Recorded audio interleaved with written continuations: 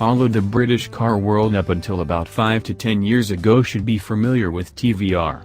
A small company that specialized in sports cars with huge power, scary handling and wild styling, side exhausts, clear spoilers, Chameleon paint.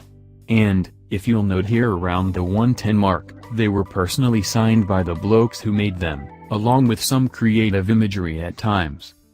Well, after disappearing for a decade amidst economic troubles and ownership changes, to put it mildly, the brand has finally re-emerged, pulling the covers of its new TVR Griffith at the Goodwood revival in time for the brand's 70th anniversary.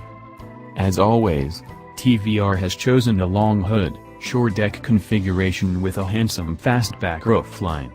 Though there are plenty of go-fast aero enhancements and oddities, side pipes forward of the doors, it's less bonkers and kit car in appearance than the last go-around of TVRs such as the Tuscan or Sigurys.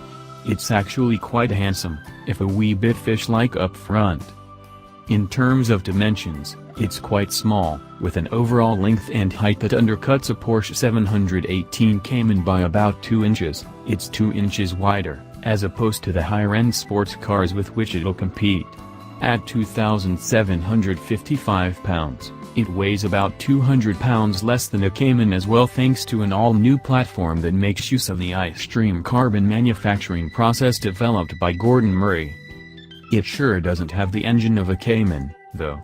Powering the Griffith is a Ford Coyote 5.0-liter V8 massaged by another British motoring legend, Cosworth, to produce 506 horsepower, or an even 500 brake horsepower in Britain. TVR promises 0-60 time in the sub-4-second range and a top speed of higher than 200 miles per hour. A Tremont 6-speed manual and rear-wheel drive are mandatory as Queen, Country and God intended. The suspension utilizes double wishbones up front and adjustable coilovers, while electric power steering is another indication TVR has entered this century. The inclusion of ABS and traction control indicates it's finally caught up to the last. While much of the car would seem to be rather state-of-the-art, the cabin has the sort of parts-bin look you'd expect of low-volume sports car makers. The air vents and turn signals are clearly pulled from a Ford Fiesta, for instance. Then again, Aston Martins have had Volvo tech controls and Miata door handles and no one seemed to care much. The large display screens for the infotainment system and instruments would at least show the company is making a concerted effort to keep up with the times.